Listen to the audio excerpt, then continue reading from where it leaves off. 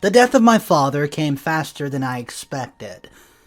And to my surprise, the second he died, my family decided it was the best time to break a family secret to me they've been hiding my entire life. My family shocked me with a very big secret after the death of my father. I've always known that there was a secret looming around somewhere since the very first day I became conscious in this world. I just could not pinpoint exactly what it was. My family has always been somewhat nice to me, especially my father. However, my siblings acted like I was the devil's spawn. It did not take me long enough to realize that siblings fought all the time. I believe that no matter how much we threw insults at each other, the love would always be there, so I learned to adapt to my siblings' hostility. My sister, Mia, was still quite sweet, but my two brothers were a nightmare, especially the oldest, Stefan. He was always referred to me as the child that wasn't needed. That statement did a lot of psychological damage to me in my early childhood years. However, being an intelligent individual who later studied psych major in the universities, I convinced myself that last-born in several households were usually unplanned by parents. I told myself that this did not mean that I wasn't loved. It just meant that my parents did not exactly expect my arrival after having 3 children. But that was okay. Stefan would always talk about how our mother was quite reckless because she got pregnant again, just 3 months after giving birth to her 3rd child. Mia, Stefan, would talk about how I should have been aborted because it was biologically wrong. However, my parents were quick to shut him up and assure me that I was exactly where I was needed.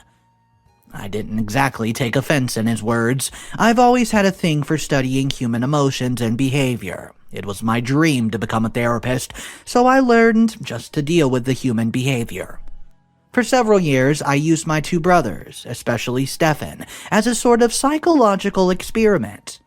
I learned to absorb every insult he threw at me, including his permanent nickname for me, quote, the unwanted child. However, as we began to grow older, those childish insults and torments from him dropped. It was still quite evident that he did not fancy me, but he knew that his past insults didn't really get to me. At least, that was how I made it look. So, he gave up constantly taunting me. Instead, anytime I came close to him to at least bond with the eldest brother, he would tell me to go play with our mother. I gave up. Moved on and accepted my fate. I come from a very wealthy family, never lacked any material thing right from when I was born. My family's wealth intimidated my father's siblings. It wasn't the kind of wealth inherited from older generations. My father hustled. He hustled for his wealth. So his siblings could not lay claim to any of it. However, he was a damn good man. He made sure to satisfy the material needs of the extended family, but this did not seem to be enough. In their view, my father would always be the stingy man, the man who gave out little compared to what he had and how much he spent on his wife and children. However, aren't most extended family members always like this? Most wealthy homes I know always have 1 or 2 family members, especially from the father's side, that are always jealous of their siblings' wealth. As a psych major, I took this situation to be a quite normal one. In fact, I made excuses for the behavior of people around me. I gave the impression that nothing actually got to me, no words or actions. Even when they did, I tried to bury them deep down and just tell myself that humans would always be humans. My mother constantly commended me on my emotional strength, according to her. I was the peacemaker of the family, the one who would always sprinkle water on a rising fire. My mother was always there to assure me of how I was loved in the family. I could say that she kind of was the reason I felt so mentally and emotionally stable, and not because of the psychological classes. My personal life seemed to be going perfectly well. I graduated from the university, joined an agency that focuses on social experiments, and was just about to be picking up my master's form when I heard some very devastating news. It was just a sunny Saturday afternoon, and as usual, my father was laying on one of the patio furnitures with his laptop on his legs and a small table that held a jug of orange juice and some cookies. My father had been on the furniture for more than 5 hours and my mother was starting to get worried. She went outside to check him, only to find out he stopped breathing. My father was dead, without any warning, or so I thought. I was currently in another state when I heard the news. My sister Mia broke the news to me as my mother was not in the right frame of mind, just like how I've learned to conceal my emotions for a very long time. I tried not to show my grief. I took the next flight and was back home within the next 24 hours. My oldest brother, Stefan, seemed to be handling things well, although it was quite obvious that he held his pain too, just like me. Tony was almost nowhere to be found, although I heard he's been going in and out of local bars since the news of our father's death. I guess he decided to drown his grief in alcohol. My mother later told us that father had been suffering from a heart disease for a couple years now. He chose to keep it away from us because he wanted us not to be burdened by the news. Although the disease had not entered an extremely critical stage that would hospitalize him, no one knew he was going to have heart failure and just drop dead like that, not even my mother. He had been frequenting the hospital and even has a nurse that comes check on him almost every day. But we were still shocked how only Mom knew about it. I was disappointed in myself. I claimed to study psychology, yet I could not detect that there was something wrong with my father. The funeral ceremony was done quickly. My father was buried within 48 hours after his death, and a week later, we're making steps to settle back into our normal lives. However, there was one issue that needed to be sorted out, and that was that splitting of our family's wealth. My father had already written a will years ago, but then we were not exactly bothered how the wealth was going to be shared, because obviously Stefan was going to make sure every family member was settled, or so I thought. The day we all sat as a family in the living room to discuss how the wealth was going to be shared was the day I discovered a very shocking news. I am the fruit of adultery. My brother Stefan had never been on my side for once, so I tried not to take it personally when he started talking about the wealth distribution, but failed to include my name in any of that process. I did not pay any attention to that, knowing that I obviously could not be cheated. In fact, I was on my phone until I heard the words, "Let her go meet her father for her own wealth." I paused, confused and unaware of what spurred that sort of response. My eyes drifted towards that of my mother, and then she told me not to pay any attention to what Stefan was saying. However, it was impossible not to find out why he said what he said. Stefan had always been taunting me, but never had he said I wasn't my father's child. Apparently, what led to that response was when my mother and Mia asked why he did not talk about their properties that would be allocated to me. He looked my mother in the eyes and told her to take me to my father. I had to ask my mother what was going on, but she kept drifting her eyes away from mine. Eventually, she left the living room and retired to her room. I was left alone with Stefan and Tony. Mia has escorted mother to her room. "What's going on?" I directed the question to Tony. He told me that he definitely was not the best person to answer that question and I should ask my mother myself. So, I stormed out of the living room and headed straight towards Mother's room, after insisting that she told me what the heck's going on. She confessed to me that my father was not my biological one. I didn't quite understand. How? Why? Those were the questions on my mind, however, it was all starting to make sense. I'd always provided an excuse to Stefan's behavior on why he treated me differently.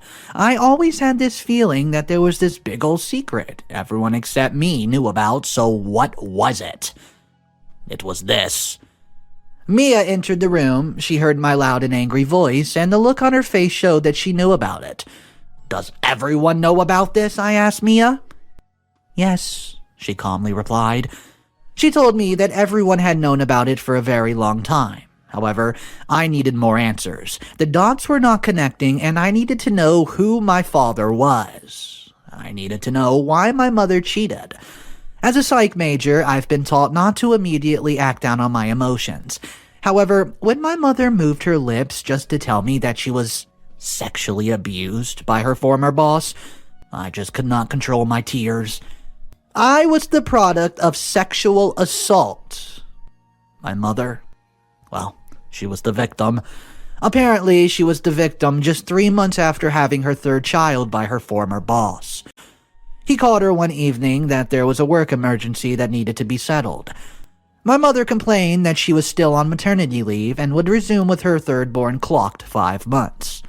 But he said she was the only one that could handle the current situation. The whole story seems a bit blurry, but then my mother was tricked and sexually abused by her boss, who had been lusting over her for several years. My mother had refused his advances for several years, which eventually led to abuse. The story became clear before the end of the day. My mom had been working for her former boss in a large media press company about 3 years before she met her husband, the one I know as my dad. Her boss, who was a young, handsome billionaire, fell in love with our mother. And according to Mom, they had some few intense romance conversations between them. Although nothing physical happened, my mother had also fallen for him. And when the romance was about to take itself to the next level, she found out that her boss was already engaged to someone else. She was heartbroken, but decided to move on. And then, within a month later, she met our father. Her boss later explained to her that the engagement was an arranged one set between two wealthy families, and so it was just for business purposes. However, my mom wanted to hear nothing of it. For her, it seemed like a big red flag even when her boss already promised to cut off the engagement. Her excuse was that she wasn't even supposed to be in any sort of personal relationship with her boss in the first place. Our mom moved on with her life and got married to our father. After the wedding, her husband urged her to quit her job, but she refused.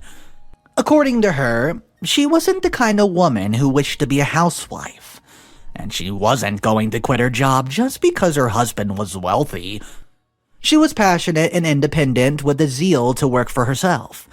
She didn't exactly need the money from her job, but she was happy to do it. Her husband loved her independent spirit and decided not to pester her about the job, although her boss continued pestering her, begging for a secret affair between him and our mom, but she refused. 1 year later, her boss divorced his wife, and then his eyes became totally fixated on our mother. She should have left at that point, but her love of the job just kept her there. Even after our mom started having children, her boss still nurtured some affection for her. One way or the other, they became good and close friends, but our mom promised that there's nothing going on between them. The evening our mom got a call from her boss saying that there was an emergency work and she should meet him at the office was the evening she was abused. It was too late before she realized that he really did not call her for emergency work. He just wanted to spend time with her. In fact, it seems like he's already been sipping alcohol. One thing led to another, and when my mom would not give in to his advances, well, he took her. He left the office building shortly after the act and left our mom broken, sitting on the floor. That night, our father had begun to get suspicious and had called her line several times, but she would not pick up. So, he drove to the office and met her, seated on the floor, clothes torn, eyes swollen with tears. He rushed her to the hospital, but the deed had already been done. Our father would not let the issue go. He filed a case against her boss and the issue was settled at court. However, her boss was given 3 months house arrest. Our father did not see that as justice. He wanted our mom's boss to rot in prison. About 3 weeks later, Mom found out she was pregnant. I was the product of abuse, the flower of adultery. However, she would not abort me because our family was Catholic. It was against the rules. Our father was heartbroken, but did not put the blame on her. He decided to raise me as his own and never treated me any different. Well, except Stefan and Tony. Stefan was just some years at the time when my mother got abused, but he overheard our parents discussing the act one particular day when he was just 9 years old. Our mother later found out that he knew about it and told him to keep it a secret, but Stefan told Tony as the years passed, and one way or the other, Mia got to know about it eventually. Everyone in the family knew about it except for me. For several years, they just kept it away from me. I asked to see my biological father that night. I wanted to know what became of him. I wanted to give him a piece of my mind when I asked about him. Mom told me he was still alive, although crippled. Yeah, crippled. Her boss, who happened to be my biological father, got into a fatal accident 2 months before I was born. It almost cost his life, but it took away his legs, and my mom told me that no one really liked to talk about it, but the accident was a setup by her husband. The 3-month house arrest that my mom's boss was given did not go as planned. One way or the other, her boss paid his way out of the sentence and went scotch-free. Her husband became so restless and angry that he found a way to compromise her boss's car before it hit the road. He employed some skilled men to tamper with the engineering of the vehicle, and then shortly after that car left the compound with her boss driving it, he got into an accident, losing legs. No one, and I mean no one, chose to talk about or confront her husband about it. It seemed like somehow many people found out about it but chose just to keep quiet. Even her boss, who is my biological dad, suspected it but chose not to act on it or report it to the authorities. It was his way of accepting karma, of yielding to his fate.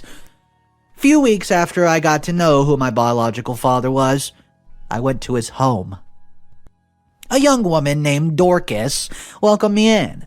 My bio-father, Tom, had been expecting me. He's heard of my mom that I've already found out, and a meeting had been scheduled. I went alone. My mom wanted nothing to do with it, and it was understandable. Tom was in a wheelchair. When I laid eyes on him, he looked like he was going to wither away very soon. He was nothing like the young, handsome billionaire my mom described.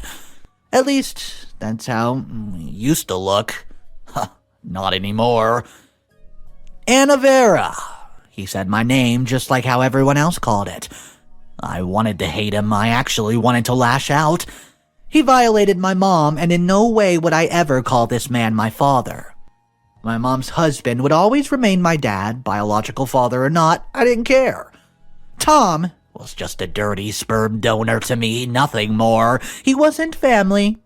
However, I felt pity for him. I was tongue-tied. Did not know what to tell him. I just wanted to see his face, the face of the man who violated my mother, and that was going to be the first and last time we would be meeting. He told me how he felt extreme guilt. He told me how he always wanted to reach out to my mom after the event, but there was a restriction order placed. Her husband just simply would not allow it. Then he said something else. Something that should have piqued my interest but did not. He offered me properties, money. In fact, he said that his lawyer is already aware that everything he owns belongs to me.